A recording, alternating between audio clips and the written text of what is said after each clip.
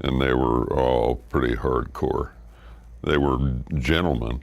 I mean, they weren't assholes. They were nice men, but they were hardcore. They were hard-working men. Sam Elliott's voice has carried through generations, deep, rough, and instantly recognizable.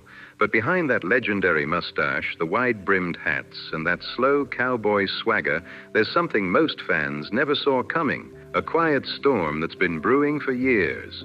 For all the honor and respect Sam's earned over his long career, there are 6 actors he's never forgiven. Some crossed him in the craft, others in private, and a few did it behind his back without ever owning up. Now, at 80, Sam isn't staying silent anymore. He's finally naming names.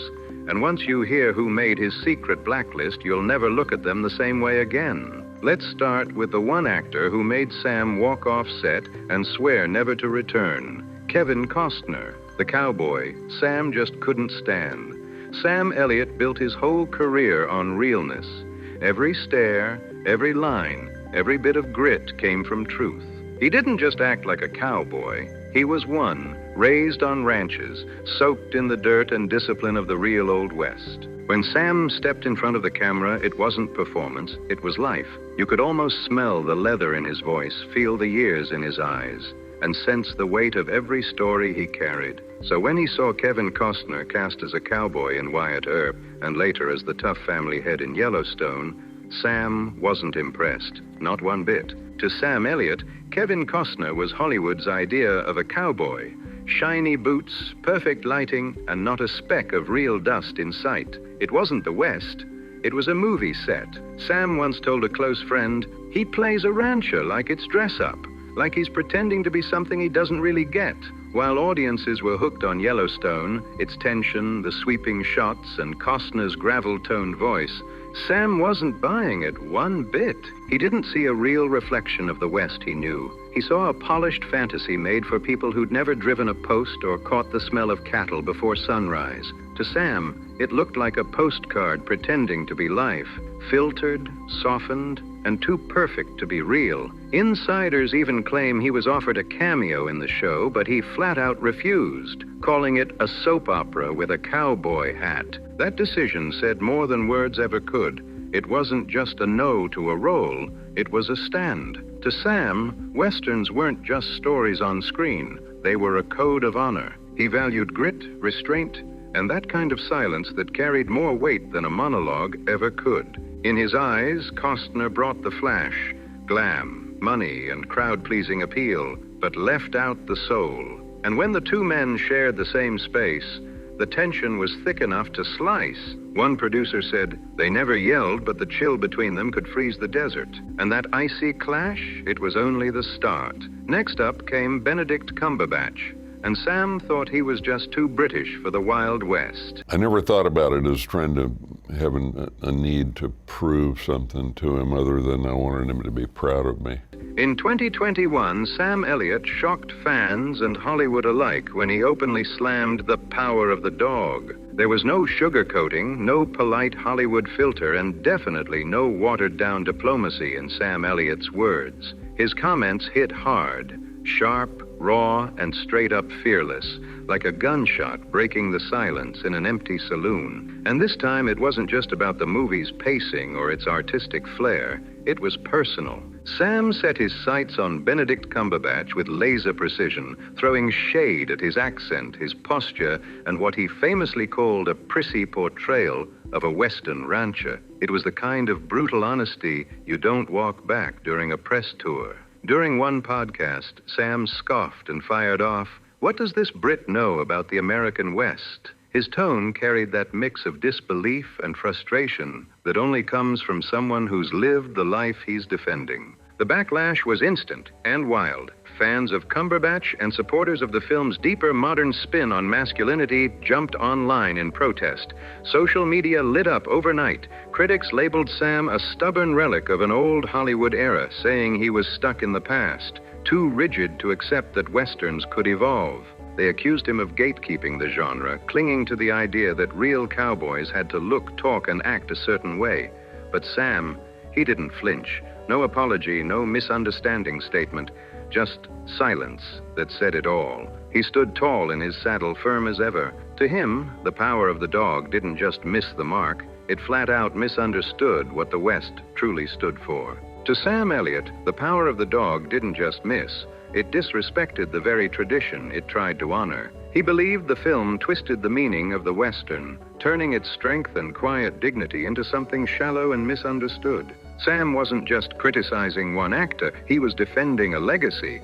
The Western, to him, stood for silent power, hard-earned wisdom, and a personal code that ran deeper than words. Benedict Cumberbatch never clapped back directly, but insiders say the hit landed deep. Studio execs even whispered behind closed doors about how to handle it, maybe a polite statement or some smooth Hollywood response. But Cumberbatch chose silence over drama. Meanwhile, Sam stood firm, every word loaded like a gunslinger who'd already taken 10 paces and fired. To Sam, the West wasn't a costume or some cinematic filter you put on for style. It was a way of life. It demanded honesty, grit, and soul, not shiny trends or buzzwords. And no matter how famous someone was, he wasn't about to let them rewrite the truth of it on his watch. And if that stirred up trouble, he didn't care. Because the next name on his list shocked everyone, Ashton Kutcher, the actor who, in Sam's eyes, embarrassed the very craft of acting itself. For Sam Elliott, acting wasn't about chasing clout or building followers. It was sacred, not a game for fame seekers or business-minded influencers, but a calling built on patience, discipline, and raw truth. Every role had to mean something. It had to come from the gut. So when Ashton Kutcher shot to fame with that 70s show, followed by a string of easygoing rom-coms and flashy tech ventures, Sam wasn't the least bit impressed. To Sam Elliott, Ashton Kutcher's rise in Hollywood wasn't just irritating. It felt like a slap in the face to everything he stood for. Still, when the two were cast together on Netflix's The Ranch, Sam didn't complain. He showed up, hit his marks, and gave the work the respect it deserved. He was a pro through and through. But behind the camera, things weren't nearly as smooth. The cracks started to show fast. Crew members from the early days of filming say you could feel the tension, even when neither man said a word. In quieter moments, Sam was seen shaking his head and sighing to a crew member, saying, "He's a good guy," but not a real actor. It wasn't Ashton's personality that bothered him. It was his method. To Sam, Kutcher represented a new kind of Hollywood. One where clicks and followers seemed to matter more than craft, where charm and marketability replaced discipline and heart. To Sam, that wasn't progress, it was decay. The sacred art of acting, the deep storytelling that once carried weight and meaning, was now being watered down by surface-level fame and quick hits. While audiences saw chemistry and humor on screen, Sam knew better. It was all performance, nothing more. Kutcher, ever polished in interviews, often called Sam a legend and spoke of him like a mentor. But behind closed doors, Sam wasn't returning the flattery. He allegedly muttered to a friend, "He acts like a guy who learned acting from YouTube." It wasn't bitterness. It was about standards. Sam Elliott wasn't holding on to grudges. He was holding on to the craft itself. Sam Elliott wasn't just defending a craft, he was guarding a code, a dying one built on presence, stillness, and raw truth. He looked around and saw storytelling turning into spectacle, with tradition traded for clicks and attention, and he hated it. The Ranch may have won fans, but behind the scenes there was no real bond, no brotherhood. Just professionalism holding it all together. And then came the name that shook Sam's world, Nicolas Cage. Too loud, too wild, too unpredictable. Sam Elliott prized subtlety above everything. To him, real power in acting didn't come from shouting or flailing. It came from restraint, a raised eyebrow, a tense silence, one word spoken at the perfect moment. That was mastery. Acting wasn't about being seen. It was about being felt. So when Nicolas Cage burst into fame with his explosive, high-energy style, all sudden outbursts, wide eyes, and flailing arms, Sam didn't see genius. He saw chaos. To him, Cage wasn't channeling a character. He was performing a spectacle, a one-man show that hijacked every frame and left no room for anyone else. Even when the two shared the screen in Ghost Rider, Sam kept things strictly professional. Polite? Yes. Warm? Not exactly. There was respect, but no closeness, not even a hint of it. In later interviews, Sam never dropped Cage's name outright, but his comments hit hard. He spoke about actors who hijack the camera, who turn every moment into their personal stage, louder, flashier, bigger. To Sam, that wasn't acting. It was ego dressed as art. People close to Sam Elliott didn't need names. They knew exactly who he was talking about. It was Nicolas Cage. He's more firework than flame. Big bang, no heat, Sam reportedly told a trusted friend. While Cage built his fame on unpredictability and manic bursts of energy, Sam stayed loyal to something steadier, the slow burn, the grounded truth, the kind of acting that makes the audience lean in instead of pull back. To Sam, Cage symbolized everything that was wrong with modern cinema. Chaos over craft, shock over story. He saw it as flash drowning out meaning, a show built for attention, not art. Sure, Cage picked up awards and glowing reviews for being brilliantly unhinged, but Sam didn't buy into it, not for a second. In his mind, no trophy could disguise what felt like hollow theatrics. Real acting, as Sam saw it, wasn't about going viral. It was about going inward. It was truth, stillness, and raw humanity, all the things he believed Cage had long left behind. But then came the name no one saw coming, the one that actually hurt, Jeff Bridges. Sam and Jeff weren't just colleagues, they were kindred spirits. Both had that gravelly calm, that grounded presence, that quiet poetry that could own a room without a single loud word. They didn't need flashy monologues or teary breakdowns to grab attention. Their power came from stillness, that magnetic control few actors ever master. Together, they brought that magic to life in The Big Lebowski, a film that became more than just a hit. It became a cultural landmark. On screen, Sam Elliott and Jeff Bridges were electric, two sides of the same coin, perfectly in sync. Off-screen, they shared laughs, long talks, and what looked like a real friendship built on trust and quiet respect. But somewhere along the way, that bond started to crack, not in a loud fight or public feud, but in a slow, silent drift that neither of them ever spoke about. After Bridges won his Oscar for Crazy Heart, Sam reportedly began to notice a change. The man who once carried himself with humble ease suddenly started showing up in glossy fashion spreads, walking red carpets with slogans splashed across his shirts, and giving interviews that felt more polished than personal. A source close to Sam said, he just seemed different, less grounded, more curated. To Sam, it felt like the honesty that once defined Jeff had been traded for a Hollywood sheen. The simple code they both lived by, let the work do the talking, seemed to fade under the bright lights of fame.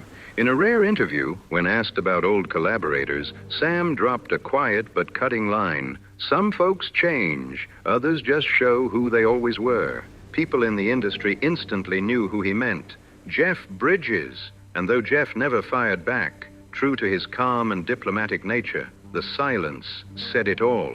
The two stopped showing up at the same festivals, stopped backing each other's films, and the brotherhood that once felt unbreakable simply vanished. For Sam Elliott, the hurt wasn't about ego, fame, or politics. It went deeper than that. It was about losing a bond he thought would last forever, one built on trust and shared values, not red carpets or headlines. When that faded, it didn't explode. It just slipped away slowly, quietly, leaving behind a sting that never really healed. People close to Sam say he felt left behind, not betrayed, just forgotten. Time had pulled them apart, and one day he realized that the man he once stood shoulder to shoulder with now stood on an entirely different path.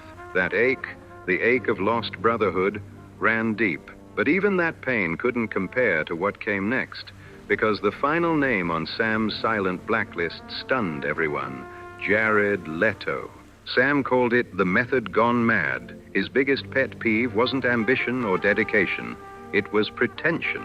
He couldn't stand when acting turned into a self-centered show, more about the performer than the performance. To him, real acting came from honesty, not headlines.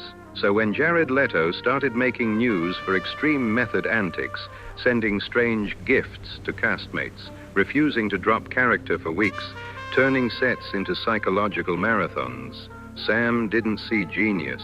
He saw a gimmick, theatrics dressed up as depth. The Oscars and the buzz didn't impress him. They annoyed him. Sam once called it theatrics masquerading as talent, and he wasn't exaggerating. Behind closed doors, he was even more direct, reportedly telling a friend, if it takes that much effort just to act, maybe he's in the wrong profession. To Sam Elliott, great acting didn't need wild press tours or shocking behind-the-scenes stories. It needed truth. It was about disappearing into a role quietly, cleanly, and with dignity. Acting wasn't supposed to be a circus. It was supposed to mean something. The goal wasn't to turn the process into a carnival. It was to make the character real. Though Sam and Jared Leto never shared a set, insiders say Sam was once lined up for a film during its early stages. He loved the script, respected the director. Everything felt right until he heard Jared had been cast. That was it. Sam walked away. No press statement, no dramatic exit, just silence and a firm goodbye. That's how deeply he drew the line. To Sam Elliott, acting was sacred. It wasn't meant to shock, it was meant to move. It wasn't about headlines, gimmicks, or viral moments. It was about heart, honesty, and humanity. That last name on his unspoken list, Jared Leto, showed just how far Hollywood had drifted from its roots. At 80 years old, Sam isn't chasing fame, awards, or attention anymore. He's chasing truth. And if that means standing alone in an industry obsessed with noise, he's perfectly fine with that. Because for Sam Elliott, acting has always been about tradition, respect, and quiet power, not spectacle. If you felt that truth and want more stories like this, make sure to like, subscribe, share, and drop a comment about which name on Sam's list shocked you the most.